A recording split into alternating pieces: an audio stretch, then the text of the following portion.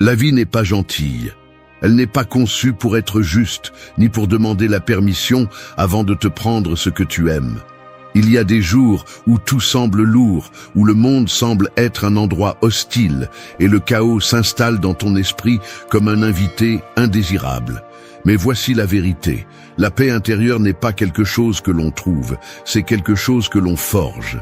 Elle n'arrive pas comme un cadeau divin, ni comme un miracle inattendu. Elle se construit, elle se sculpte, elle se déchire des griffes du désordre avec une volonté inébranlable. Les stoïciens l'ont compris il y a des siècles. Au milieu de l'adversité, alors que le destin leur crachait au visage, ils restaient fermes. Non pas parce qu'ils étaient immunisés contre la douleur ou la peur, mais parce qu'ils avaient appris à maîtriser leur monde intérieur. Ils savaient qu'ils ne pouvaient pas contrôler les tempêtes de la vie, mais ils pouvaient contrôler comment ils les affrontaient. Et c'est exactement ce que tu dois comprendre. Le monde continuera d'être cruel, imprévisible, impitoyable, mais tu peux être plus fort que lui. Ce n'est pas un discours vide d'optimisme bon marché. Je ne vais pas te dire de penser positivement et tout changera. Non, la véritable paix n'est pas obtenue en ignorant la tempête, mais en apprenant à marcher sous la pluie sans peur. Et sur ce chemin, il y a des principes stoïciens qui ne sont pas seulement de belles idées à réfléchir, mais des outils pratiques que tu peux utiliser dans ta vie quotidienne. Des conseils qui t'aideront à éclairer ces jours sombres où tout semble s'effondrer et qui, si tu les appliques avec détermination, te rendront inébranlable. 1. Forge une volonté plus forte que le destin. Le destin n'est pas un chemin tracé, ce n'est pas un plan divin ni une histoire écrite dans la pierre. C'est le chaos, c'est l'incertitude. C'est une guerre constante entre ce que tu espères et ce qui se passe réellement. Et si tu n'es pas assez fort, il te dévorera sans remords. La vie ne demande pas si tu es prêt avant de frapper. Elle se fiche de savoir si tu es fatigué, si ça fait mal, si tu penses que tu ne peux plus continuer. Tout ce qui l'intéresse, c'est de savoir si tu vas céder ou si tu vas tenir bon. La plupart des gens se brisent au premier choc. Ils rampent, se lamentent, cherchent des coupables et espèrent que quelqu'un viendra les sauver. Mais personne ne viendra, personne ne va te sauver, personne ne va porter ta croix. Et si tu attends que le monde soit juste, que la vie ait de la compassion, tu signes ta propre condamnation. La seule personne qui peut te relever encore et encore, c'est toi-même. Les stoïciens ont parfaitement compris cette vérité. Marc Aurèle, malgré le fait qu'il était l'homme le plus puissant de son époque, n'a pas eu une vie facile. Il a régné pendant des guerres sanglantes, a vu mourir ses êtres chers, a supporté des trahisons et des maladies. N'importe qui d'autre se serait noyé dans le désespoir. Mais pas lui. Non pas parce qu'il était insensible à la douleur, mais parce que son esprit était plus fort que n'importe quelle circonstance. Sa volonté ne dépendait pas du monde extérieur, mais de sa discipline interne.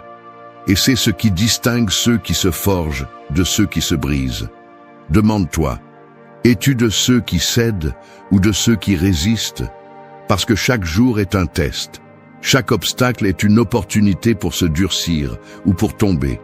Il n'y a pas de juste milieu. Soit tu avances, soit tu te noies.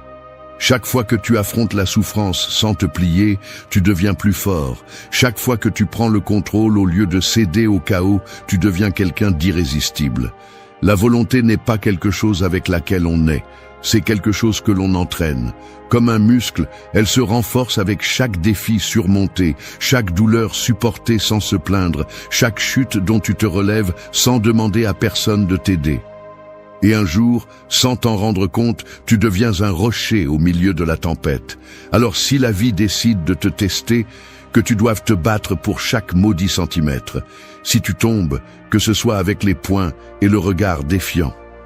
Parce que la vraie liberté n'est pas d'éviter la souffrance, c'est d'être si fort que quoi qu'il arrive, rien n'a le pouvoir de te briser. Donne à ton âme plus d'espace qu'à ton agenda. Le monde moderne est un tourbillon de bruit et d'exigences. Les gens courent d'un endroit à l'autre, empilant des tâches, des engagements et des distractions dans leur journée comme si la vie était une course contre la montre. Ils se réveillent fatigués, survivent à la routine sans la remettre en question et arrivent le soir avec le sentiment d'avoir été occupés sans avoir fait quoi que ce soit de vraiment significatif. Ils sont devenus esclaves de leur propre agenda. Les stoïciens ont compris quelque chose que la plupart ignorent. L'âme a besoin de plus d'espace que le calendrier. Peu importe combien tu fais en une journée, si tout n'est qu'un défilé mécanique d'obligations sans sens. L'esprit a besoin de répit, il a besoin de réflexion, il a besoin de temps pour se renforcer. Sinon, tu ne seras qu'un automate de plus, avançant sans but, jusqu'à ce qu'un jour, tu te demandes pourquoi tout semble vide. Sénèque l'a vu clairement. La plupart des gens ne vivent pas, ils existent simplement. Ils se déplacent par l'inertie de la société, pris dans un rythme effréné qui leur vole chaque seconde de conscience. Ils se lèvent, travaillent, consomment, dorment, et à un moment donné, sans préavis, ils réalisent que la vie leur a échappé. Mais la paix intérieure ne se trouve pas dans l'accumulation de réalisations ou dans la productivité effrénée. Elle se trouve dans les moments de calme, dans la capacité à regarder à l'intérieur de soi et à aligner chaque action sur ce qui compte vraiment. Et cela n'est pas possible lorsque l'esprit est étouffé par une mer de tâches en attente. Sans espace pour penser, il n'y a pas de clarté. Sans clarté, il n'y a pas de direction. Sans direction, la vie devient un sentiment. Les stoïciens savaient que la réflexion est une arme. Un guerrier n'affûte pas seulement son épée, mais aussi son esprit. Marc Aurèle, malgré le fait qu'il était l'homme le plus puissant de son époque, a pris le temps d'écrire, d'analyser ses pensées, de trouver de l'ordre au milieu du chaos. Il ne laissait pas l'inertie décider pour lui. Et c'est pour cela qu'il a gouverné avec sagesse, résisté aux tempêtes et laissé un héritage de force inébranlable. Celui qui ne prend pas le temps de réfléchir à son propre chemin est condamné à marcher sur celui des autres.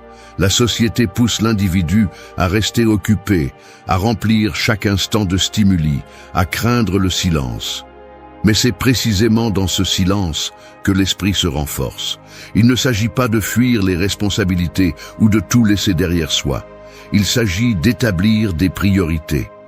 S'il n'y a pas d'espace pour l'introspection, s'il n'y a pas de moment de calme où l'esprit peut respirer, alors tout le reste perd son sens. La vie n'est pas une liste interminable de tâches. C'est l'art de trouver un sens à chaque chose que tu fais.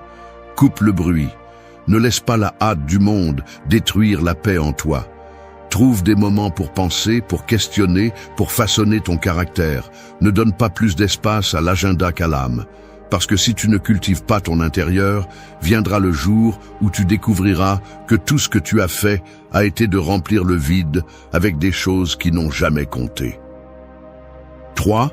Transforme ton esprit en un jardin où la paix fleurit. L'esprit est un territoire sauvage. Si tu le négliges, il se remplit de mauvaises herbes. Si tu ne le soignes pas, les pensées négatives, les soucis inutiles et les émotions incontrôlées l'envahissent comme des mauvaises herbes, étouffant toute possibilité de calme. Un homme sans contrôle sur son esprit est comme un terrain abandonné, stérile, chaotique, dominé par des forces qu'il ne comprend pas. Mais les stoïciens l'avaient bien compris. La paix intérieure n'est pas un accident, c'est une construction. Elle ne vient pas de nulle part, elle ne s'achète pas, elle ne se mendie pas. Elle se cultive, elle se travaille, elle se protège avec discipline. Un jardin ne fleurit pas simplement parce que quelqu'un le souhaite. Il nécessite des soins, de la patience et surtout la capacité d'arracher ce qui ne devrait pas y être. Épictète l'a dit sans détour. Ce n'est pas ce qui t'arrive qui te perturbe, mais l'interprétation que tu en fais. Ton esprit décide si un événement est un désastre ou une opportunité, si une perte est la fin ou un nouveau commencement. Et si tu laisses des pensées destructrices prendre racine, peu importe ce que tu fais à l'extérieur, tu vivras toujours en guerre avec toi-même. Un jardin fertile ne laisse pas de place aux mauvaises herbes. Chaque jour est une occasion de semer des pensées qui te renforcent plutôt que de t'affaiblir. La gratitude, l'acceptation, la tempérance et la clarté mentale sont des graines qui, si elles sont soignées, transforment l'esprit en un refuge impénétrable. Mais cela exige de la discipline. Il ne s'agit pas de répéter des phrases motivantes vides, ni d'ignorer la réalité. Il s'agit d'entraîner la pensée comme un guerrier entraîne son épée. Les stoïciens savaient que l'esprit ne peut être à la merci du chaos. Ils le laissaient en paix non pas parce que la vie était facile, mais parce qu'ils la dominaient. Lorsque les tempêtes du destin les frappaient, ils ne se laissaient pas emporter comme des feuilles dans le vent. Ils restaient fermes, car en eux il y avait de l'ordre, il y avait une direction, il y avait du contrôle. Si tu veux que la paix fleurisse dans ta vie, arrache les mauvaises herbes sans pitié. Élimine les plaintes, la victimisation, la peur irrationnelle. Ne nourris pas des pensées qui ne font qu'alimenter le désespoir. Si tu ne peux pas contrôler quelque chose, accepte-le. Si tu peux améliorer quelque chose, fais-le. Mais ne laisse pas ton esprit devenir un champ de bataille. Fais de ton esprit un jardin impénétrable, un lieu où le bruit du monde ne peut entrer, où l'adversité n'a pas de pouvoir, où les tempêtes passent sans rien détruire. Parce que la paix ne se trouve pas à l'extérieur, elle se construit à l'intérieur. Et celui qui maîtrise son esprit maîtrise son destin. 4. Lâche le poids inutile. Les fardeaux de l'âme pèsent plus que ceux du corps. La vie est un voyage, et sans t'en rendre compte, tu peux finir par traîner plus de poids que tu ne peux supporter. Pas le poids du tangible, mais celui des charges invisibles. Rancune qui s'accroche comme des chaînes, peur qui paralyse, regrets qui deviennent des ancres. Tu avances, accumulant frustration, déception, blessures non cicatrisées, jusqu'à ce qu'un jour, le poids soit si grand que tu peux à peine bouger. Les stoïciens ont compris que ce n'est pas la charge qui détruit l'homme, mais la manière dont il la porte. Il ne s'agit pas d'ignorer la douleur, ni de faire semblant que la vie ne frappe pas. Il s'agit d'apprendre ce qui vaut la peine d'être porté et ce qu'il vaut mieux lâcher. Le passé est une ombre que beaucoup refusent de lâcher. Ils vivent enchaînés à d'anciennes erreurs, à des trahisons passées, à des opportunités qu'ils n'ont pas su saisir. Mais le passé ne pèse pas de lui-même. Ce qui pèse, c'est l'obsession de le revivre. Ce qui s'est déjà passé ne peut être modifié, peu importe combien tu l'analyses, combien tu le regrettes, combien tu le détestes. Les stoïciens savaient que la seule réponse intelligente face au passé est d'en tirer des leçons et de continuer à avancer. Ensuite, il y a le poids des opinions des autres. Un poison que beaucoup boivent sans s'en rendre compte. Ils avancent avec la peur du jugement des autres, modelant leur vie pour correspondre à des attentes qu'ils n'ont même pas choisies. Mais voici la vérité. Tu ne seras jamais libre si tu continues à porter le poids de ce que les autres pensent de toi. Et puis, il y a les émotions incontrôlées, le ressentiment, la culpabilité, la colère sans direction. Toutes pèsent plus que n'importe quel fardeau physique. La haine consomme plus d'énergie que la paix. Le ressentiment use plus que le pardon. Non pas pour des raisons philosophiques, mais parce que l'esprit n'a qu'une quantité limitée de force. Si tu la gaspilles dans des batailles internes inutiles, tu n'auras jamais assez pour affronter ce qui compte vraiment. Les stoïciens ne portaient pas plus que nécessaire. Ils lâchaient ce qu'ils ne pouvaient changer, ignoraient ce qui n'avait pas de valeur et ne portaient que ce qui renforçait leur caractère. Et c'est pourquoi ils avançaient légers tandis que le reste du monde s'enfonçait sous son propre poids. Alors, sois implacable avec ce qui permet de peser sur ton âme. Si cela ne te renforce pas, jette-le. Si cela n'ajoute pas, élimine-le. Si ce n'est pas à toi, ne le porte pas. Le guerrier n'avance pas avec un sac à dos plein de pierres. Il avance avec le minimum, avec l'essentiel, avec ce qui lui permet vraiment de bouger sans être renversé. Et dans ce voyage, moins tu portes de poids, plus tu iras loin. 5. Apprends de la rivière, qui ne s'accroche jamais à son lit. La rigidité est un poison. Ce qui ne s'adapte pas, se brise. Ce qui ne coule pas, stagne et pourrit. La nature l'a déjà démontré des millions de fois. L'eau qui s'accroche à une forme finit par se transformer en glace, immobile, prisonnière de sa propre structure. Les stoïciens comprenaient cela mieux que quiconque. Ils n'essayaient pas de tordre la réalité en leur faveur, mais de se mouvoir avec elle. Ils comprendraient que la résistance inutile ne génère que souffrance. La vie change, les circonstances tournent, les gens viennent et vont. Celui qui s'accroche à ce qui a été, à ce qui aurait dû être, à ce qu'il espère qu'il sera, est condamné à se briser sous l'impact de la vérité. Regarde une rivière, elle ne s'arrête jamais. Peu importe combien de roches se dressent sur son chemin, elle les contourne, les érode, les réduit à néant avec le temps. Ne lutte jamais contre le courant car il est lui-même le courant. Il ne remet pas en question le lit de la rivière, ne résiste pas au virage, ne reste pas coincé en un seul point. Il coule parce que c'est sa nature, et dans ce flux, il trouve sa force. Les gens, en revanche, s'accrochent au contrôle comme s'il s'agissait d'une armure, alors qu'en réalité, c'est un piège. Ils veulent que le monde se comporte selon leurs attentes, que les autres agissent comme ils le souhaitent, que la vie soit prévisible et docile. Mais la réalité ne rend de compte à personne. La vie est une rivière en mouvement constant, et celui qui s'accroche à la rive ne fait que s'épuiser à essayer d'arrêter l'inévitable. Les stoïciens ne cherchaient pas à lutter contre ce qu'ils ne pouvaient pas changer. Ils ne s'angoissaient pas pour la tempête, ils s'y adaptaient. Ils ne gaspillaient pas d'énergie à résister à l'inévitable, mais dirigeaient leur force vers ce qu'ils pouvaient façonner. Leur propre attitude, leur propre caractère, leur propre capacité à se mouvoir intelligemment. Celui qui apprend à couler apprend à être indestructible. Non pas parce qu'il ne souffre pas, mais parce qu'il comprend que la souffrance fait partie du voyage. Non pas parce qu'il ne perd pas, mais parce qu'il sait que rien n'est éternel. Non pas parce qu'il n'a pas d'obstacles, mais parce qu'il a appris à se mouvoir avec eux plutôt que de rester coincé dans leur ombre. Sois la rivière. Avance. Ne t'accroche pas à ce qui n'existe plus. Ne lutte pas contre ce que tu ne peux pas contrôler. Ne perds pas d'énergie dans des batailles qui n'existent que dans ton esprit. Si le chemin change, change avec lui. Si la vie se tord, adapte-toi et continue. Car dans un monde de pierre, l'eau gagne toujours. Non pas parce qu'elle se bat, mais parce qu'elle persiste. 6. Ne construis pas de refuge dans les tempêtes d'autrui. Certaines personnes ne cherchent pas la tranquillité, elles cherchent de la compagnie dans leur naufrage. Et si tu ne fais pas attention, elles t'entraîneront avec elles. Elles s'accrochent au drame comme à une ancre, ravivent des blessures qui devraient être cicatrisées. Chaque problème devient une tempête sans fin.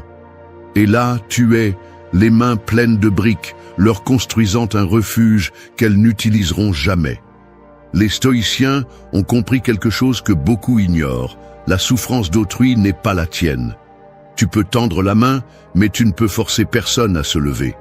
Tu peux montrer la sortie, mais tu ne peux pousser personne à la franchir. Certaines personnes ne cherchent pas des solutions, elles veulent juste des témoins de leur tragédie. Elles préfèrent rester dans la tempête parce qu'il est plus facile de blâmer le climat que d'apprendre à naviguer. L'erreur de beaucoup est d'essayer d'être le sauveur des autres tout en négligeant leur propre bateau.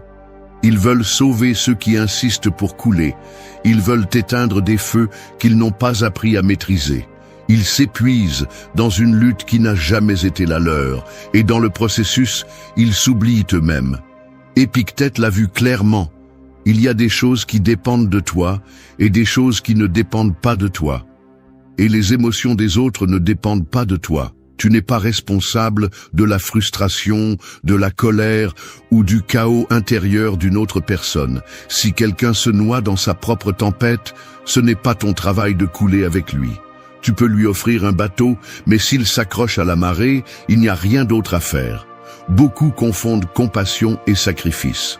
Ils pensent qu'aider, c'est porter le poids des autres, alors qu'en réalité, aider, c'est leur montrer qu'ils peuvent le porter eux-mêmes. La pitié mal gérée devient de l'esclavage émotionnel. Tu ne peux pas sauver tout le monde. Tu ne peux pas être le refuge de ceux qui ne veulent pas sortir de la tempête. Les stoïciens n'évitaient pas la douleur du monde, mais ils ne permettaient pas non plus qu'elle les entraîne. Ils n'étaient pas indifférents, ils étaient sages.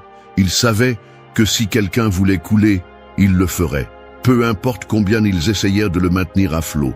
Et ils comprenaient qu'en essayant de sauver les autres, on se perd souvent soi-même. C'est pourquoi Apprends à reconnaître quand t'aider et quand lâcher la corde. Si quelqu'un insiste pour vivre dans le chaos, laisse-le. Si quelqu'un s'accroche à la douleur comme si c'était un trésor, n'essaie pas de la lui arracher. Tu ne peux pas lutter pour la paix de quelqu'un d'autre s'il la rejette lui-même. Ce n'est pas de la cruauté, c'est de la sagesse. Si tu dépenses toute ton énergie dans les tempêtes d'autrui, quand la tienne arrivera, tu seras sans force pour y résister. Tu ne deviendras pas un refuge pour ceux qui aiment la pluie. Ta paix vaut plus que n'importe quelle encre déguisée en amour, amitié ou devoir. Si quelqu'un veut couler, lâche la corde, non par mépris, mais parce que ta propre vie mérite aussi d'être protégée. 7. Écoute le silence et dialogue avec le calme. Le bruit gouverne le monde. Non seulement le bruit externe, les voix, les voitures, le fracas d'une société qui ne s'arrête jamais, mais le pire de tous, le bruit interne. Des pensées qui ne se taisent pas, des préoccupations qui dévorent la tranquillité, un esprit inquiet qui ne trouve jamais de repos. La plupart des gens craignent le silence parce qu'il n'y a pas de distraction, pas d'évasion, pas d'échappatoire. Mais les stoïciens ont compris quelque chose que peu de gens parviennent à maîtriser. Le silence n'est pas le vide, c'est le pouvoir. En lui réside la clarté, la tempérance, la capacité de regarder la vie sans le filtre du chaos. Celui qui craint le silence craint de se confronter à lui-même, et celui qui ne se confronte pas à lui-même ne pourra jamais conquérir son propre esprit. Marc Aurèle a gouverné un empire en guerre, avec des ennemis à l'intérieur et à l'extérieur de Rome, des trahisons dans son cercle le plus proche et une peste qui dévorait les villes. Mais chaque nuit, alors que le monde rugissait autour de lui, il se plongeait dans le silence de ses pensées. Au lieu de se laisser consumer par l'anxiété, il écrivait, réfléchissait, se retrouvait dans le désordre. Sa véritable force n'était pas dans ses armées, mais dans sa capacité à écouter le silence et à dialoguer avec le calme. Le problème est que beaucoup confondent le calme avec l'inactivité. Ils pensent que le silence est une perte de temps, que s'arrêter est une faiblesse. Mais l'homme qui ne sait pas faire une pause, qui ne sait pas respirer, qui ne sait pas écouter, est condamné à être l'esclave du bruit. Le bruit nourrit l'anxiété. Le silence, s'il est appris à être utilisé, construit la force. Il ne s'agit pas de s'isoler du monde, mais de trouver en soi un refuge auquel personne d'autre n'a accès. Il s'agit de faire du silence un allié plutôt qu'un ennemi. Les stoïciens entraînaient leur esprit au calme, afin que, lorsque le chaos arrivait, ils n'avaient plus peur. Le guerrier n'apprend pas à se battre sur le champ de bataille, il se prépare avant qu'il n'arrive. De la même manière, la paix intérieure ne se construit pas au milieu de la tempête, elle se cultive avant que le premier tonnerre ne retentisse. Apprends à écouter le silence. Ne le remplis pas de distractions inutiles, ne le fuis pas comme s'il était un abîme. Dans le silence, on découvre des vérités que le bruit cache. Dans le calme, le caractère se renforce. Et celui qui maîtrise le calme en lui ne sera jamais dominé par le chaos du monde. 8. Maîtrise tes impulsions avant qu'elles ne te maîtrisent. L'homme qui ne contrôle pas ses impulsions est son pire ennemi. Il n'a besoin de personne pour le vaincre, il se sabote lui-même. Il se laisse emporter par la colère, par le désir, par la peur, par n'importe quelle émotion qui le prend par surprise. Il n'est pas maître de son esprit, il est prisonnier de ses réactions. Les stoïciens l'ont bien compris, celui qui ne maîtrise pas ses émotions est condamné à en être l'esclave. Peu importe combien de pouvoir il a, combien d'argent il accumule, combien de victoires il remporte. Si son caractère est volatile, si son tempérament est un feu incontrôlable, s'il réagit au lieu de décider, alors il n'est pas fort, il est faible. Alexandre le Grand, le plus grand conquérant de l'histoire, est tombé victime de sa propre fureur. Une nuit, dans un accès de colère, il a assassiné son meilleur ami, Clitus, l'homme qui lui avait sauvé la vie au combat. Il s'est repenti sur le champ, mais il était déjà trop tard. En une seule impulsion, il a perdu quelqu'un d'irremplaçable. Et c'est ainsi que beaucoup détruisent leur propre destin. Un moment de dérapage, un mot dit sans réfléchir, une décision prise dans la colère et tout s'effondre. Chaque fois que tu laisses l'impulsion prendre le contrôle, tu cèdes un morceau de ta liberté. Agir sans penser, c'est vivre sans se gouverner. L'homme qui ne contrôle pas sa langue devient esclave de ses mots. Celui qui ne contrôle pas son désir finit par être consumé par lui. Celui qui ne contrôle pas sa peur ne pourra jamais avancer. Épictète l'a bien dit, ce n'est pas l'événement qui te perturbe, mais ta réaction à celui-ci. Et c'est dans cette réaction que réside la différence entre être maître de ton destin ou être une marionnette du chaos. Maîtriser ses impulsions ne signifie pas être insensible ou réprimer ce que l'on ressent. Cela signifie avoir la discipline d'observer avant d'agir, de respirer avant de parler, de décider avec la raison plutôt qu'avec l'émotion brute. Un général ne donne pas l'ordre d'attaquer sans stratégie. Un guerrier ne lance pas son épée au premier mouvement de l'ennemi. Ils attendent, ils analysent, ils choisissent leur moment. Fais de même. Ne réponds pas à chaud. Ne laisse pas l'émotion du moment ruiner ce que tu as construit. Ne prends pas de décision simplement parce que le désir ou la colère te l'exige. Car l'homme qui vit dominé par ses impulsions est un esclave avec l'illusion d'être libre. Mais l'homme qui se maîtrise lui-même, c'est le seul véritablement invincible. 9. La sérénité se cultive avec chaque choix, elle n'est pas attendue. La paix ne tombe pas du ciel, ce n'est pas un cadeau, ce n'est pas un privilège, ce n'est pas un accident. C'est un champ que l'on sème, un muscle que l'on entraîne, une forteresse que l'on construit brique par brique. Et chaque choix que tu fais est un coup de ciseau dans la sculpture de ton propre esprit. Mais la plupart ne comprennent pas cela. Ils vivent en attendant que le bruit s'arrête, que le destin leur accorde un répit, que la vie décide d'être gentille. Ils s'accrochent à l'idée qu'un jour tout fera clic et enfin ils pourront être en paix. Mais cela n'arrive jamais. Le chaos ne s'arrête pas, les problèmes ne disparaissent pas, le monde ne s'aligne pas magiquement pour te donner un répit. Les stoïciens l'ont compris avec une brutalité claire. Le calme n'est pas l'absence de tempête, c'est la résistance à celle-ci. Marc Aurèle n'a pas écrit sur la paix depuis le confort d'un trône. Il l'a fait alors que son empire brûlait, alors que la trahison le guettait, alors que la peste dévorait son peuple. Et pourtant, il a trouvé la sérénité. Non pas parce que le monde lui en donnait des raisons, mais parce qu'il a choisi de la construire en lui-même. La sérénité se forge dans la bataille, pas dans l'attente. Chaque fois que tu choisis de ne pas réagir avec fureur, tu la cultives. Chaque fois que tu acceptes ce que tu ne peux pas changer sans te déchirer de l'intérieur, tu la renforces. Chaque fois que tu choisis la clarté au lieu de la confusion, tu l'élargis. Le problème est que beaucoup veulent le calme sans payer le prix. Ils veulent la paix sans autodiscipline. Ils veulent la stabilité sans contrôle interne. Ils veulent l'équilibre sans faire le travail de le construire. Ils se nourrissent de plaintes, d'envies, d'attentes irréalistes et se demandent ensuite pourquoi ils n'arrivent pas à ressentir la tranquillité. Mais l'esprit est comme un jardin. Si tu ne t'en occupes pas, il se remplit de mauvaises herbes. Les stoïciens n'étaient pas des magiciens, ils étaient des stratèges de l'esprit. Ils savaient que chaque choix, aussi petit soit-il, était une déclaration de qui ils voulaient être.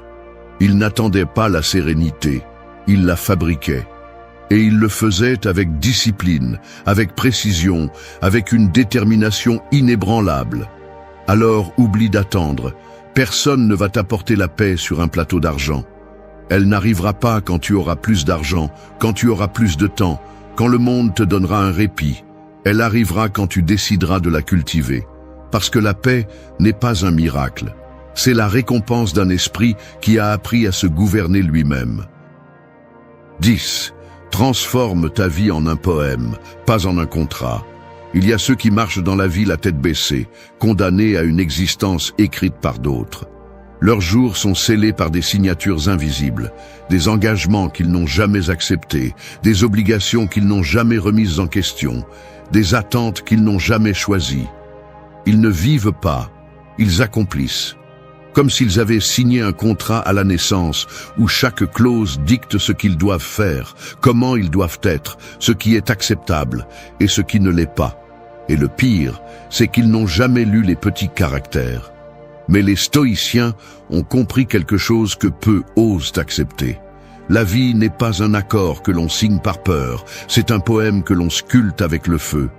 Elle n'a pas de règles fixes, elle ne suit pas de structure rigide, elle ne s'écrit pas avec l'encre d'autrui. Sénèque l'a dit sans détour, la plupart gaspillent leur existence en attendant que quelqu'un leur dise comment vivre. Ils se lient à un scénario mal écrit et se forcent à le jouer sans le remettre en question. On leur a appris qu'ils doivent suivre un chemin sûr, même si ce chemin les étouffe, qu'ils doivent faire ce qui est correct, même si ce qui est correct les consume, qu'ils doivent supporter, même si le poids les brise. Mais voici la vérité que peu veulent entendre. Tu ne dois rien à un contrat que tu n'as pas signé consciemment. Tu n'as pas à porter des chaînes invisibles. Tu n'as pas à suivre les instructions d'un jeu que tu n'as jamais choisi de jouer. Ta vie n'est pas un ensemble de cases à cocher, c'est une œuvre en construction, une pièce inachevée, une toile vierge que seul toi peux remplir. Les stoïciens n'ont jamais obéi à des règles sans sens. Ils ne se sont pas laissés modeler par ce que le monde attendait d'eux. Au lieu de cela, ils ont tracé leur propre chemin avec la précision d'un sculpteur et la détermination d'un guerrier. Ils n'ont pas écrit leur existence avec peur, ils l'ont gravé dans l'histoire avec une volonté inébranlable. Un poème ne se confine pas à des marges prévisibles. Il se déchire, se réinvente, se transforme. Il ne s'adapte pas à des modèles s'il n'en a pas besoin. Il ne respecte pas les lignes si elles le limitent. C'est la manifestation la plus pure de la liberté, car chaque mot, chaque pause, chaque rupture dans son rythme est un choix conscient. Alors choisis. Vas-tu continuer à remplir des formulaires avec l'encre de ta propre résignation? Vas-tu laisser les autres te dicter chaque pas, chaque objectif, chaque respiration? Ou vas-tu arracher ce contrat des mains du destin et le brûler, regardant comment les cendres de ce que tu n'as jamais été se dissolvent dans le vent? Parce que la vie n'est pas un document scellé. C'est un champ de bataille où chaque décision est un coup de ciseau, chaque action un vers, chaque défi une opportunité d'écrire quelque chose qui mérite d'être rappelé. Les stoïciens n'attendaient pas la permission. Tu ne devrais pas non plus. La vie n'est pas une liste de règles. C'est un acte de création constante. Et seul celui qui comprend cela peut vraiment se dire libre. Nous avons tous été là. Quelqu'un qui avait l'habitude de nous prêter attention nous ignore soudainement. Il ne répond pas aux messages, agit comme si nous n'existions pas ou nous traite simplement avec indifférence. Et sans nous en rendre compte, nous commettons la pire erreur. Nous nous torturons l'esprit, nous nous demandons ce que nous avons fait de mal, nous cherchons des réponses là où il n'y en a pas. Mais la vérité est la suivante. Quand quelqu'un t'ignore, tu ne perds rien. Le seul pouvoir qu'il a sur toi est celui que tu lui donnes. Et c'est là que la plupart se trompent, en réagissant avec anxiété, en essayant de récupérer la validation de quelqu'un qui, en réalité, n'a jamais eu autant de valeur que tu le pensais. Nous ne sommes pas là pour ça. Nous ne sommes pas là pour mendier de l'attention, ni pour essayer de faire la paix. Nous sommes là pour renverser la situation, pour détruire son ego sans lever le petit doigt. Pas avec de la haine ou de la vengeance, mais avec quelque chose de beaucoup plus fort, une véritable indifférence, un détachement absolu et une croissance personnelle imparable. Parce que le problème n'a jamais été qu'on t'ignore. Le problème était que tu croyais que son attention signifiait quelque chose.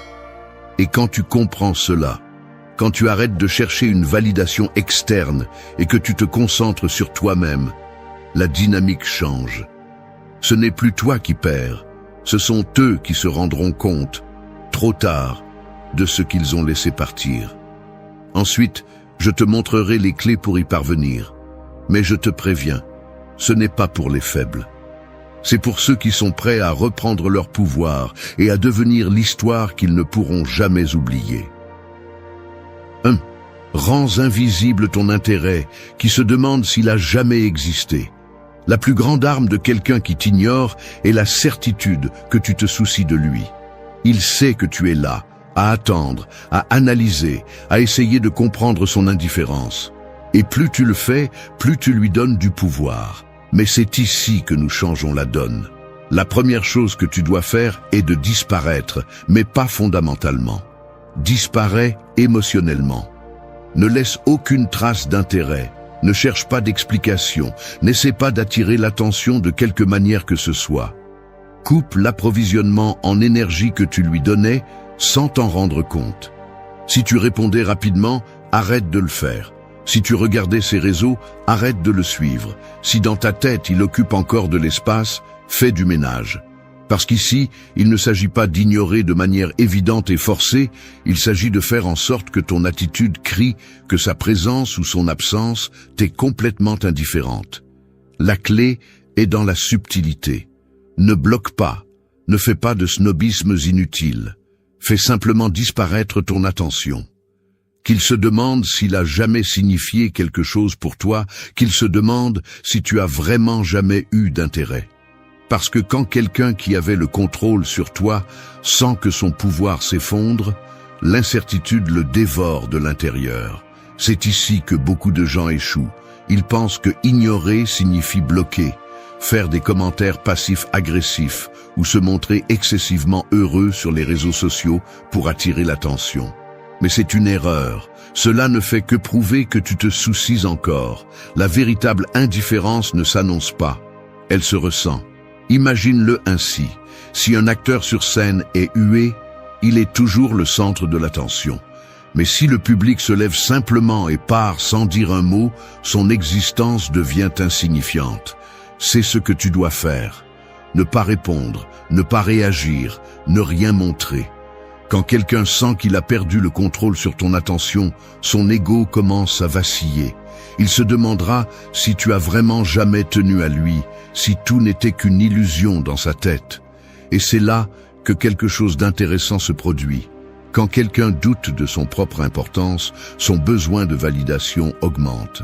À ce stade, souvent, la personne qui t'ignorait commence à chercher des moyens de récupérer ton attention, même de manière indirecte. Non pas parce qu'elle se soucie de toi, mais parce que son ego a besoin de rétablir l'équilibre.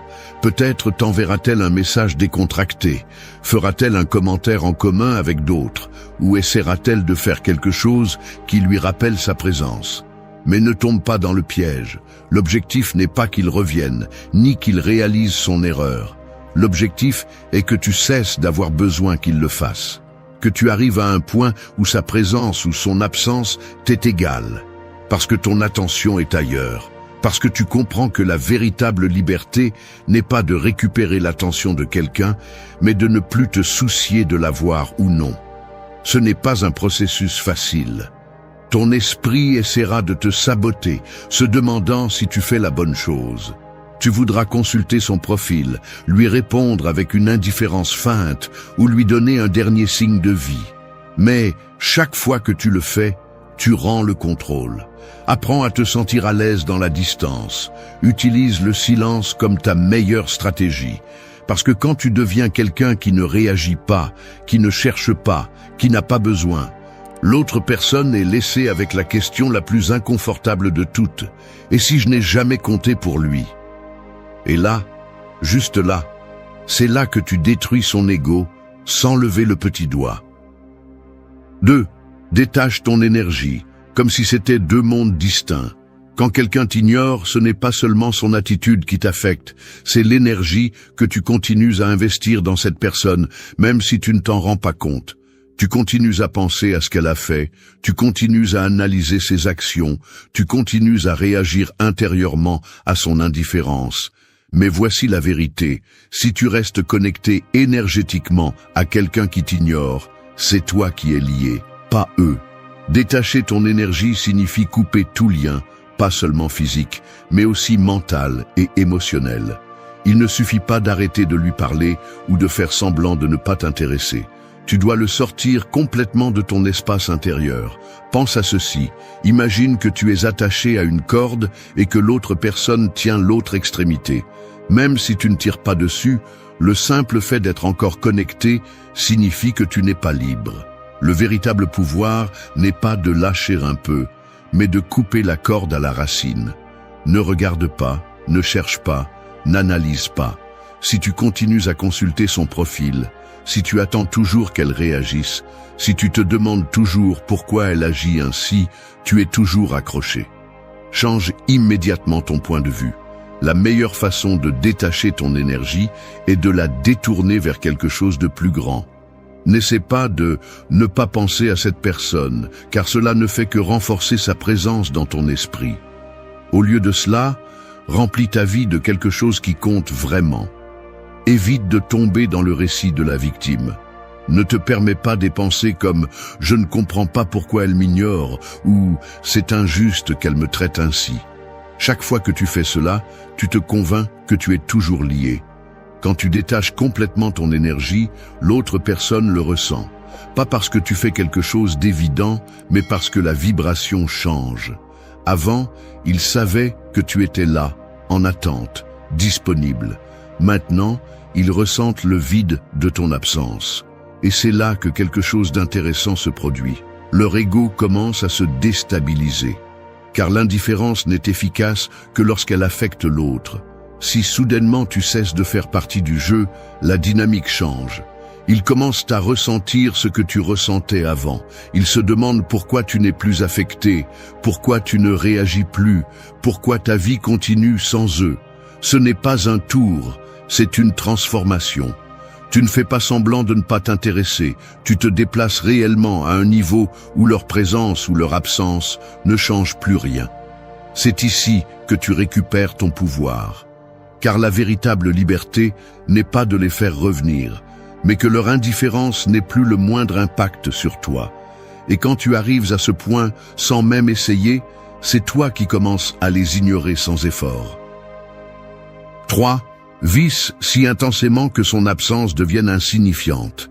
La plus grande erreur que la plupart des gens commettent quand quelqu'un les ignore est de rester coincés dans l'attente.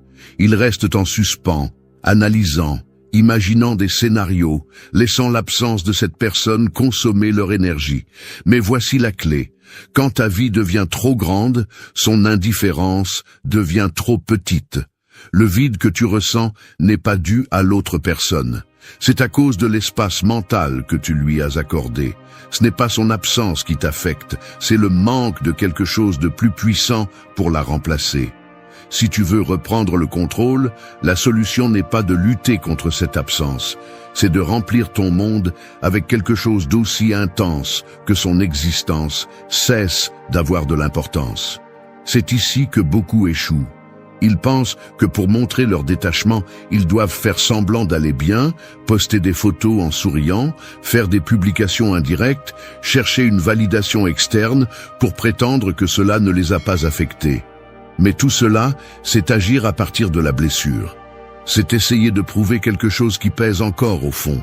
La clé n'est pas d'apparaître, mais que son absence cesse vraiment d'être pertinente. Pour y parvenir, tu dois devenir la personne la plus occupée de ta vie. Pas avec des distractions vides, pas en remplissant le temps avec des choses sans sens, mais avec un véritable but. Si ta routine tourne autour de vérifier s'il est revenu, s'il a parlé, s'il te regarde encore, cela signifie que tu lui as encore accordé trop d'espace. Mais quand ton esprit est concentré sur la croissance, sur l'avancement, sur la construction, cette énergie disparaît. Redéfinis tes priorités. Si le temps que tu passes à penser à cette personne est investi dans l'amélioration de ton physique, dans la lecture, dans le développement de compétences, dans la réalisation de choses qui te renforcent, peu à peu son importance se dilue. Non pas parce que tu essaies de l'oublier, mais parce qu'en construisant quelque chose de plus grand, son absence devient minuscule. Voici ce qui se passe. Quand quelqu'un t'ignore, il le fait souvent en pensant que cela aura un effet sur toi. Il se peut qu'il espérait que tu deviennes obsédé, que tu essaies de le récupérer, que tu te sentes perdu. Mais quand il voit que son absence non seulement ne t'a pas arrêté, mais n'a même pas laissé de traces dans ta vie, c'est là que le coup est réel. Car ignorer est une stratégie de pouvoir. Elle repose sur le fait de faire sentir à l'autre personne son propre insignifiance, de créer le sentiment qu'elle est en train de perdre quelque chose. Mais quand celui qui a été ignoré continue d'avancer sans ciller, sans réagir, sans même prendre le temps de le traiter, la dynamique change complètement. C'est le moment où beaucoup de personnes qui t'ont ignoré essaieront de revenir. Non pas parce qu'elles se soucient vraiment de toi, mais parce que leur ego ne peut pas accepter que leur absence n'ait pas eu l'impact escompté. Soudain, tu redeviens intéressant. Parce que maintenant, c'est toi qui n'es pas disponible. C'est toi qui n'as pas le temps. C'est toi qui as cessé d'avoir besoin de sa présence. Mais voici la partie la plus importante. Quand tu vis avec intensité, quand tu construis vraiment une vie qui en vaut la peine, tu ne te soucies plus de savoir si tu reviens ou non. Tu ne t'intéresses plus à savoir si tu ressens l'impact de ta propre indifférence. Parce que tu as tellement grandi que ce qui semblait important avant n'est plus qu'un lointain souvenir. C'est là le véritable pouvoir. Non pas en faisant revenir quelqu'un, mais en faisant en sorte que son absence cesse d'avoir du poids. En devenant quelqu'un qui n'attend pas, qui ne mendie pas, qui ne s'arrête pas. Quelqu'un qui comprend que la meilleure réponse à l'indifférence n'est pas la vengeance, mais une vie qui continue d'avancer sans avoir besoin de personne. Parce qu'au final, celui qui gagne vraiment n'est pas celui qui ignore, mais celui qui est si grand qu'il ne se rend même pas compte qu'on l'a fait. 4. Devient l'histoire qu'il racontera, mais qu'il ne récupérera jamais. Quand quelqu'un t'ignore, il ne fait pas seulement le choix de t'éloigner de sa vie. Il suppose que son indifférence n'aura pas de conséquences, que tu seras toujours là s'il décide un jour de revenir. Mais c'est là que tu le désarmes complètement, non pas en disparaissant, mais en devenant un souvenir qu'il ne pourra plus jamais toucher. Pense à ceci, nous avons tous quelqu'un dans notre vie que nous avons pris pour acquis. Quelqu'un qui semblait toujours disponible à un moment donné, quelqu'un que nous n'avons pas assez apprécié. Et quand nous nous sommes finalement réveillés, il était déjà trop tard. Cette personne avait changé, avait évolué, avait continué sans nous. Elle est devenue un « et si » et un fantôme que nous ne pourrons jamais récupérer. C'est le rôle que tu dois assumer, mais pas de manière forcée, pas en prétendant avoir changé juste pour prouver quelque chose. Tu dois te transformer en quelqu'un de si solide, si concentré sur sa propre croissance, que ta version passée est complètement laissée derrière. C'est ici que la plupart échouent. Ils veulent que l'autre personne réalise ce qu'elle a perdu. Ils veulent qu'elle revienne, qu'elle souffre, qu'elle remarque ce qu'elle a laissé partir. Mais cette mentalité est toujours de la dépendance. La vraie victoire n'est pas qu'il te manque, mais que tu n'aies plus le moindre intérêt à revenir. Comment y parvenir?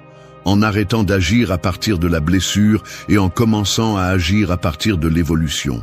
Tu n'as pas besoin de prouver quoi que ce soit à qui que ce soit. Tu n'as pas besoin de faire des publications indirectes. Tu n'as pas besoin que le monde sache combien tu as changé. Tu as juste besoin d'être. Quand quelqu'un qui t'a ignoré te croise après un certain temps et voit que tu n'es plus la même personne, que ton énergie a changé, que tu ne réagis plus de la même manière, son cerveau entre en conflit.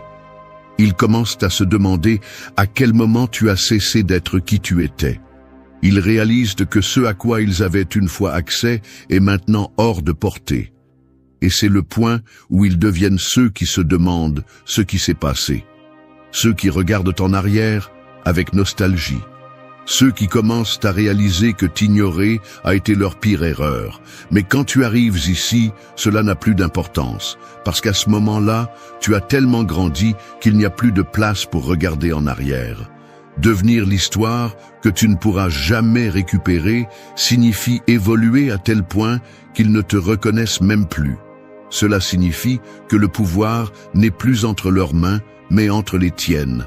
Non pas parce que tu les as fait souffrir, non pas parce que tu les as punis, mais parce que tu as simplement continué à avancer jusqu'à ce que leur présence ou leur absence ne change plus rien.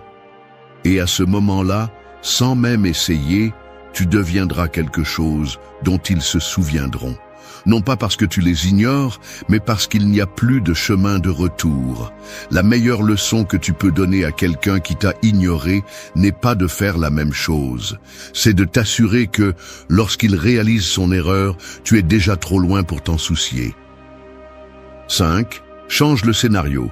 qu'il passe de t'ignorer à te chercher sans réponse. Il y a un moment précis où tout change.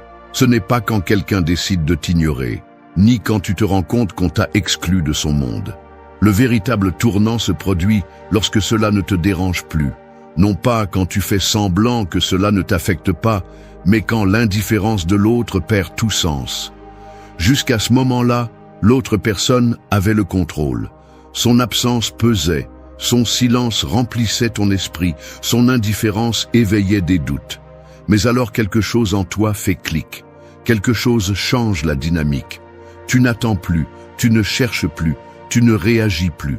Et c'est là que le scénario s'inverse. Il ne s'agit pas d'ignorer volontairement ou d'essayer de prouver quoi que ce soit.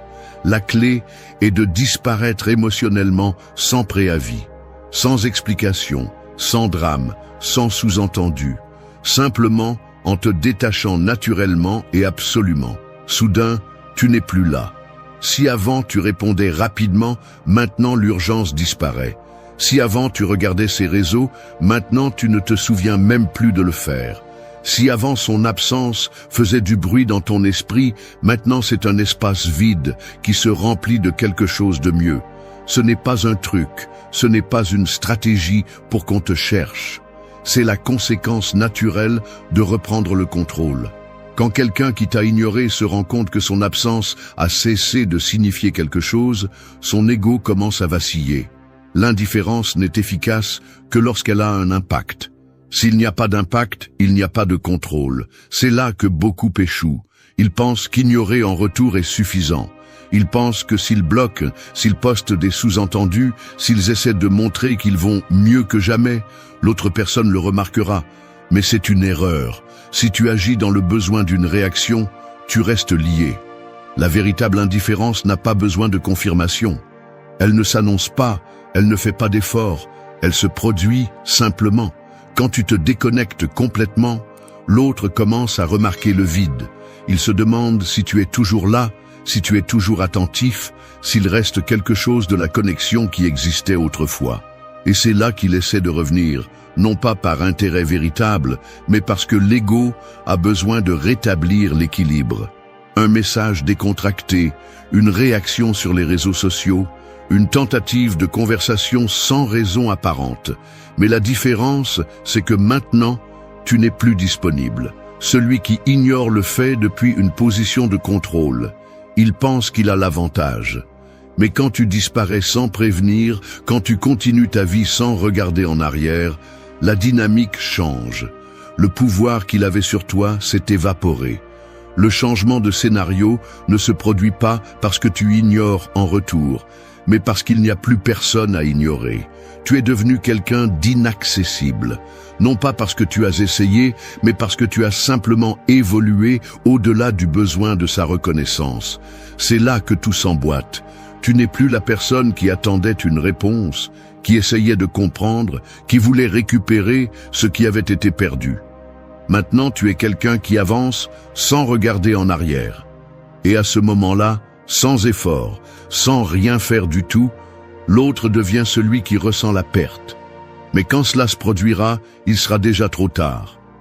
Parce que la meilleure façon de changer le scénario n'est pas de faire en sorte qu'on te cherche, mais de t'assurer que, quand ils le feront, tu auras déjà changé d'histoire.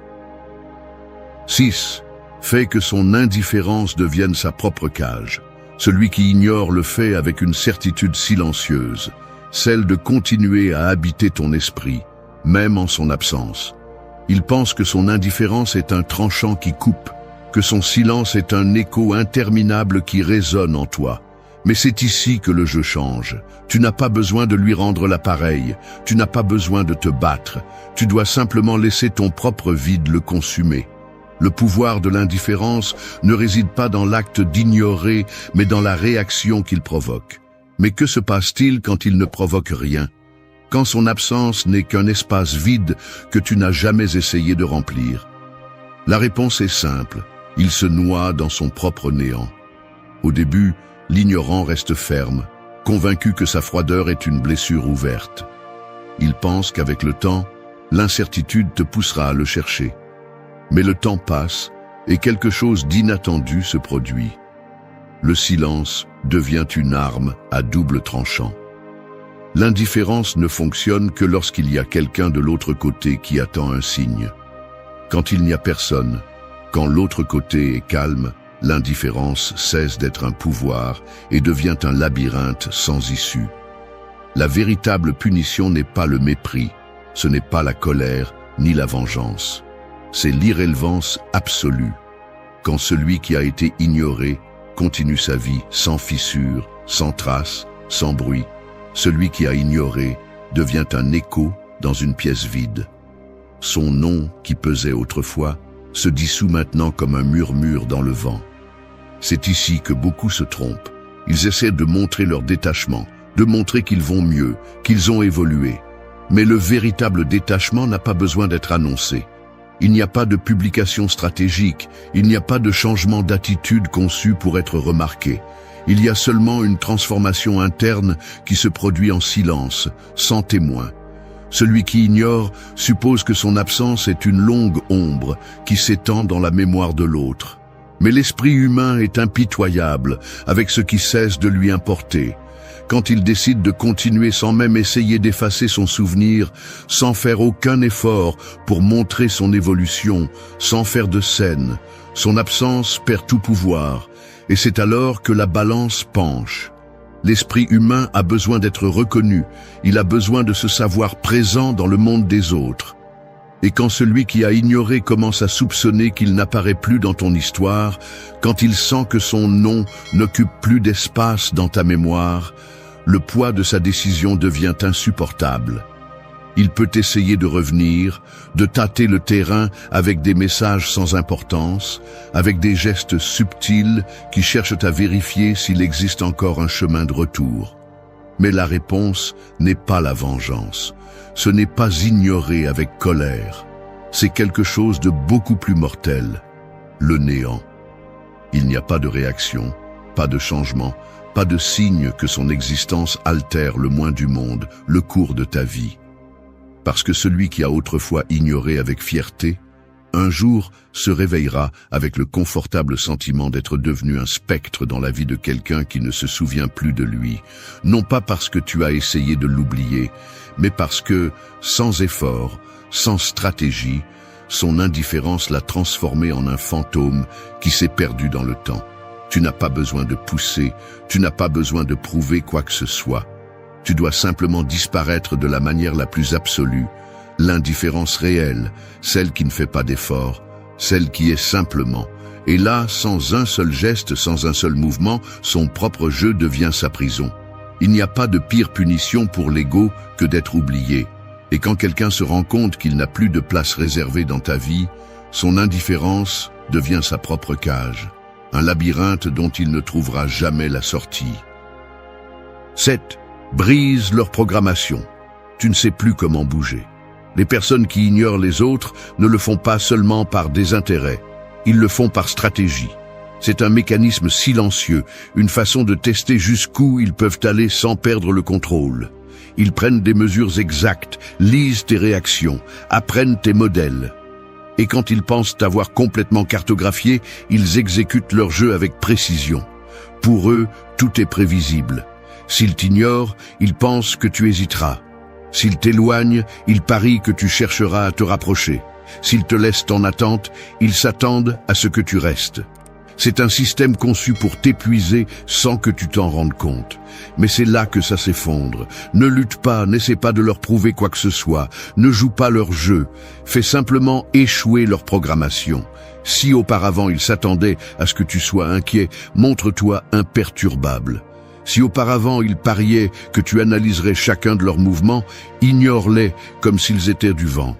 Si auparavant ils comptaient sur le fait que tôt ou tard tu essaierais de rétablir la connexion, disparais dans la distance comme si tu n'avais jamais été là. L'être humain craint ce qu'il ne peut déchiffrer. L'incertitude est son pire ennemi. Quand quelqu'un qui pensait avoir le contrôle sur toi remarque que soudainement la façon dont tu bouges a changé, son système interne s'effondre. Parce que les règles qui semblaient auparavant inébranlables n'existent plus. Il ne s'agit pas de vengeance. Ce n'est pas une tactique infantile d'ignorer celui qui t'a ignoré. C'est devenir quelqu'un d'imprévisible, un territoire qu'ils ne peuvent plus explorer. C'est ici que l'ego de l'autre commence à vaciller, parce que l'absence de réaction n'est pas normale. Il est programmé pour attendre une réponse, pour voir si son indifférence a eu un effet. Mais quand tout ce qu'il reçoit est un silence réel, pas celui qui est feint, pas celui qui cherche à attirer l'attention, mais celui qui existe simplement, l'équilibre est rompu. Maintenant, le doute le ronge. Quelque chose ne va pas. Ce qui fonctionnait avant ne fonctionne plus. Ce qui semblait sûr avant est maintenant un mystère. Et c'est ici que la balance change de côté. Parce que le contrôle n'existe que lorsque l'autre reste dans le jeu. Quand tu décides que le jeu ne t'intéresse plus, quand tu arrêtes de danser au rythme qu'ils ont fixé, tout leur pouvoir s'évapore. Ils peuvent essayer de te tester. De petits mouvements pour voir si tu es toujours là. Un message occasionnel, une réaction inattendue, une tentative de rétablir la connexion sous un déguisement de normalité. Mais rien de tout cela n'a d'importance, parce que pour toi, le plateau de jeu n'existe plus. Il ne s'agit pas de gagner. Il ne s'agit pas de leur faire ressentir ce qu'ils t'ont fait ressentir. Il s'agit d'évoluer à un point où ils ne peuvent plus t'atteindre. Et quand cela arrive, quand leur esprit ne parvient pas à intégrer la nouvelle réalité, quand le doute les dévore de l'intérieur, leur programmation se brise. Parce que tu ne sais plus comment bouger. Et le plus terrifiant pour quelqu'un qui a joué avec l'indifférence est de découvrir que l'autre a cessé d'être une pièce sur son plateau. 8. Transforme ton mépris en feu qui te rendra intouchable. Le mépris est une arme qui peut couper dans les deux sens. Il peut t'affaiblir, te faire remettre en question ta propre valeur, te pousser dans un abîme de doute. Mais il peut aussi être le coup qui allume quelque chose en toi, quelque chose qui ne pourra jamais s'éteindre. La seule différence entre une blessure et une révolution est ce que tu décides de faire avec la douleur. Celui qui t'a ignoré, celui qui t'a méprisé, celui qui t'a traité comme si tu étais invisible, n'a jamais imaginé qu'il te donnait l'étincelle pour ta propre transformation. Son indifférence n'était pas seulement un geste, c'était un pari. Un pari que tu ne serais pas assez fort pour te relever de ton absence. Mais c'est ici que le jeu change. N'essaie pas de lui prouver qu'il a eu tort. Ne gaspille pas ton temps à chercher des signes que ta décision a été une erreur. La vengeance la plus élégante n'est pas sa souffrance, c'est ton évolution.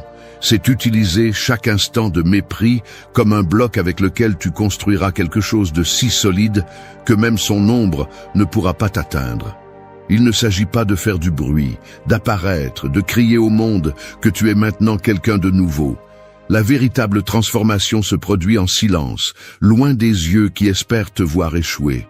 Elle se construit chaque aube où tu choisis de te lever pour continuer à grandir plutôt que de rester dans la nostalgie. Elle se façonne à chaque instant où tu choisis de t'améliorer plutôt que de t'épuiser à te demander pourquoi on t'a ignoré. Les personnes qui méprisent les autres le font en croyant que leur absence pèsera plus que leur présence. Ils pensent qu'ils pourront continuer à avancer sans regarder en arrière, sûrs que celui qui est resté derrière s'éloignera lentement. Ce qu'ils n'ont jamais considéré, c'est la possibilité que, au lieu de te faner, tu fleurisses en quelque chose qu'ils ne peuvent plus atteindre. Tu ne deviendras pas quelqu'un qui cherche la revanche. Deviens quelqu'un qui n'a plus d'intérêt à regarder en arrière. Si tu as déjà pensé que tu avais besoin d'une validation externe, c'est le moment où tu détruis ce mensonge. Si tu as déjà cru que tu étais petit sans l'attention des autres, tu comprends maintenant que tu as toujours été un géant en attente de se réveiller. Il n'y a pas de pire punition pour celui qui t'a méprisé que de te voir devenir quelque chose d'inaccessible. Non par rancune, non par fierté, mais parce que tu as choisi un chemin si haut qu'ils ne peuvent tout simplement pas le suivre. Quand quelqu'un qui t'a ignoré se rend compte qu'il n'a plus de place dans ta vie, son indifférence se transforme en un coup qu'il n'a pas vu venir. Mais quand il essaiera de revenir, quand son ego lui demandera de vérifier s'il est toujours dans son orbite, tout ce qu'il trouvera sera de la poussière et de la distance. Parce que tu n'es plus là. Parce que tu as cessé depuis longtemps d'être quelqu'un qui a besoin de prouver quelque chose aux autres. Il ne s'agit pas de montrer sa force, il s'agit de devenir la force. Et quand tu le feras, quand ton évolution sera si irrésistible que son mépris deviendra insignifiant, son indifférence se transformera en cendre. Parce que tout ce qu'ils ont réussi avec leur absence, c'est de te rendre intouchable. Merci d'être resté jusqu'à la fin de la vidéo. Si vous avez tout vu, commentez « Je suis stoïcien » comme notre signe secret, indiquant que vous êtes un véritable apprenant du stoïcisme. N'oubliez pas de vous abonner et de liker la vidéo si elle vous a plu. Rendez-vous dans la prochaine vidéo et rappelez-vous, continuez à cultiver votre esprit stoïque.